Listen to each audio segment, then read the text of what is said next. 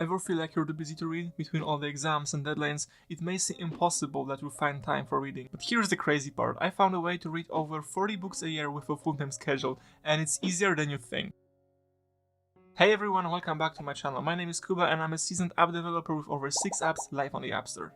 I've been juggling app development, my university and my full-time job for a while right now, and over time I developed certain strategies that help me make reading a real habit even on my busiest days. And in this video I'm gonna share with you 5 practical tips that can help you build a reading habit as well. Whether you are a developer or someone with a real packed schedule, by the end of this video you're going to realize that reading more is less about reading faster, but more about reading more intentionally. So let's start with something many of us spend hours in every single day, and that is daily commutes.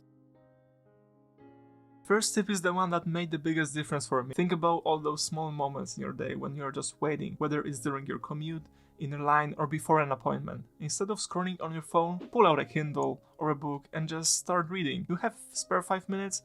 Open Kindle. You have a seat and you still have 5 minutes? Grab a book. I like to pair it with some chill vibey music, nothing too distracting, just something to create a cozy atmosphere. This way even 5 or 10 minutes here and there feels productive and relaxing rather than a waste of time and a draining moment. Interestingly enough, these moments every day add up to huge numbers. A chapter on a train, a few pages while waiting for coffee. It's surprising how much progress you can make with this habit. Here is a simple example from my life. I spend every day on average 30 to 50 minutes each way to either my work or to my university. And I can easily spend this time reading either on my Kindle and also a traditional paper book. Obviously, I don't always grab a seat. So this is where the multi-purpose of each of those devices come into hand. So if I don't have a seat, Kindle is a perfect tool I use. It's a device that I can just hold in one hand and also grab something to hold myself on the train.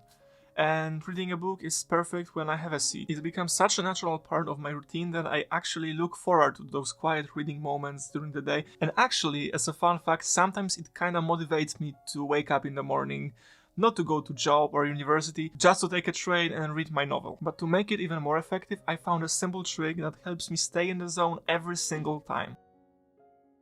This might sound a bit odd, but hear me out. Pick a few songs you only listen to while reading. The key is to choose instrumental or low-key music that doesn't distract you.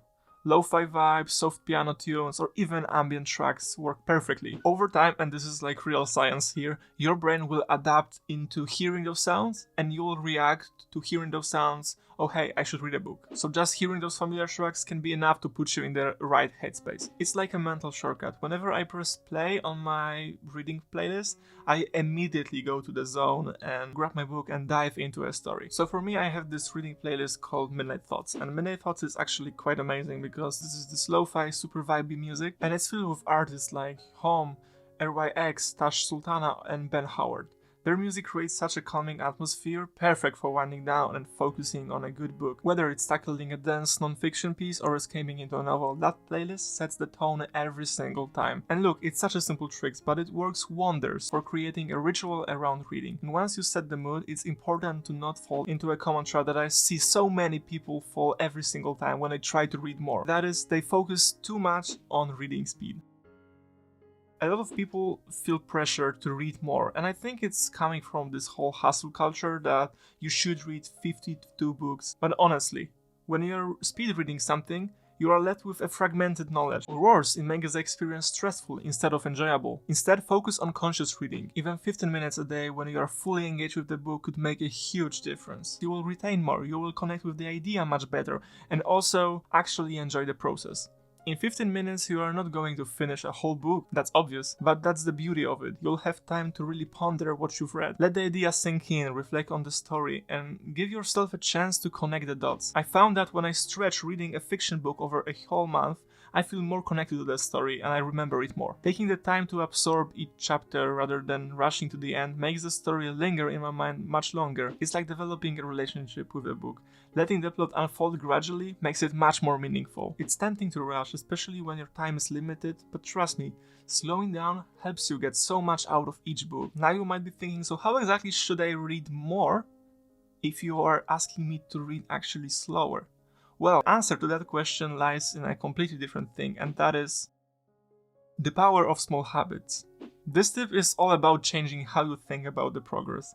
Reading 30 pages in one day might not seem like much, but over a year, that adds up to over 10,000 pages. That's about 40 books, and that's just basic math. Everyone can do it, one chapter at a time, one day at a time. The important thing is to focus on consistency rather than the amount of pages you read every day. Once I started breaking my reading into manageable chunks, it became so much easier to stay motivated. Even on my busiest days, I'd think like, I just need to get through a few pages, instead of thinking, well, I need to read that book until Sunday, so that means that I have to read like 70 pages today, which honestly feels detrimental to the whole thing. And once you start stacking those small wins, it builds momentum. And here is a bonus tip if you really want to read more without burning out. And that is, don't just read one book at a time, but read many books at a time.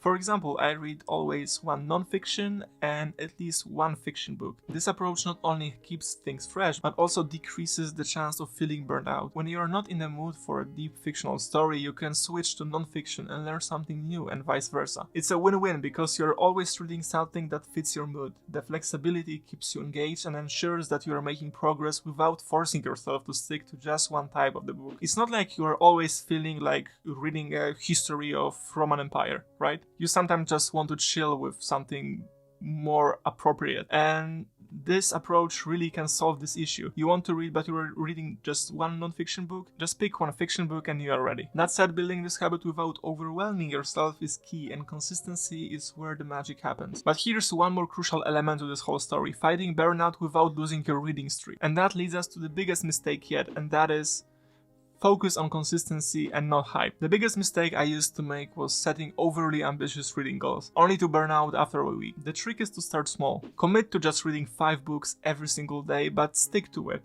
and gradually, over time, increase the amount of pages you read daily.